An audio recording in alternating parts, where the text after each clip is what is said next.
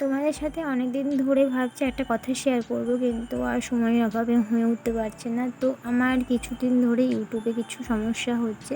আমি ভিডিওটা পোস্ট করছি কিন্তু সেটা রিভিউ দেখাচ্ছে কেন আমি বুঝতে পারছি না। তোমাদের সাথে যদি এরকম কিছু হয়ে থাকে প্লিজ আমাকে কমেন্টে জানাও, কারণ আমি অনেক রকমভাবে চেষ্টা করছি কিন্তু আমি পারছি না লং ভিডিওগুলো তোমাদের সাথে শেয়ার করতে, যার কারণে আমাকে একদম ভালো লাগছে না। গুড মর্নিং বন্ধুরা, তোমরা সব কেমন আছো আমাকে প্লিজ কমেন্ট করে বলো। আমি আশা করছি তোমরা সবাই খুব খুব ভালো আছো, সুস্থ আছো, বাট আমরাও খুব ভালো আছি।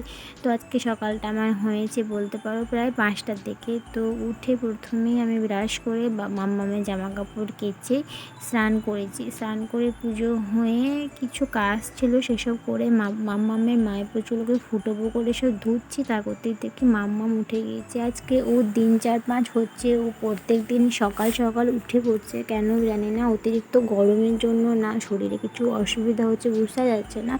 তো ও ওঠার আগে পর্যন্ত আমার যতটুকু হওয়ার ছিল সেটুকু আমার করা হয়ে গিয়েছে। তারপর ওকে আনতে যেয়ে তো ধরো 10-15 মিনিট তো লেট হয়েই যায়। তো ওই ভিডিওটা আমি তোমাদেরকে দিতে পারলাম না কিছু অসুবিধার জন্য। তারপর ওকে এনে যদিও মায়ের পেট ফোটানো ছিল সেসব ধুয়ে পুছে আমি ওকে একটু জল খাইয়ে দিই। সকালে উঠে এনে আমি ওকে একটু জল খাইয়ে দিয়ে ওকে আমি একদম ফ্রেশ করে চুল টুল বেঁধে রেডি করে নিয়ে আসি। তো তারপর ওর খাবার বসিয়ে দিয়েছিলাম। আজকে আমি ভেবেছিলাম ওকে একটু ওটস খাবো দুধ কলা দিয়ে। অনেক দিন দিইনি, এটা ফার্স্ট টাইম নয়, সেকেন্ড টাইম বলতে পারো। প্রথমে একবার দিয়েছিলাম যার কারণে খুব বমি করছিল সেই খাবারটা খেয়ে।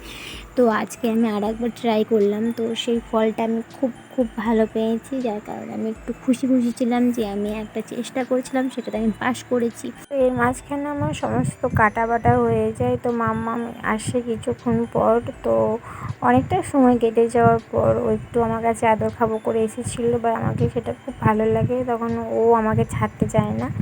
তো এইসব করার পর আমার সব রান্নাবান্না কমপ্লিট হয়ে যায়। তো আমি এসেছিলাম একটু ওপরের দিকে, একটু মাম্মামের জামা কাপড়গুলো গুছোবো করে। ওপরটা একটু নোংরা হয়েছিল, যদিও মাম্মামকে সকালে তাড়াহুড়োর মধ্যে নিচে নিয়ে চলে গিয়েছিলাম, যার ফলে ওপরটা গুছোনো হয়নি।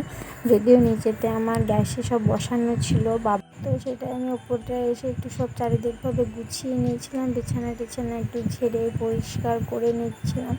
তারপর মাম্মামকে নিচে নিয়ে যাই, মাম্মামের স্নান করিয়ে ভাত খাইয়ে একটা ঘুমটুম পাড়িয়ে তারপর আমি খাবার খেতে যাই। খাবার খেয়ে আসছি না আসছি দেখছি খুব মেঘ লেগেছে, বৃষ্টি পড়বে, এত মেঘ ডাকছে, যার ফলে মাম্মাম উঠে যায়। ও মেঘ ডাকাকে প্রচণ্ড ভয় করে। মেঘ ডাকলে ও আমাকে টিপে ধরে থাকে, না চোখটু খোলে না মাথাটা তোলে, চুপচাপ যেন শুয়ে থাকে।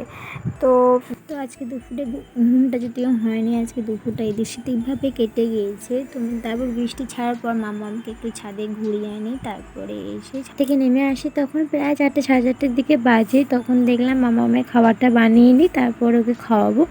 তো তা করতে দেখে একটা পার্সেল আছে, পার্সেলে মাম্মামের কিছু জিনিস অর্ডার দেওয়া ছিল আর বাড়ির একটা জিনিস, তো সেটাই আমি রিসিভ করে নিয়েছিলাম। তো দেখে নিয়েছিলাম সব ঠিক ছিল নাকি, তাই তোমাদেরকেও ভাবলাম একটু শেয়ার করে দিই।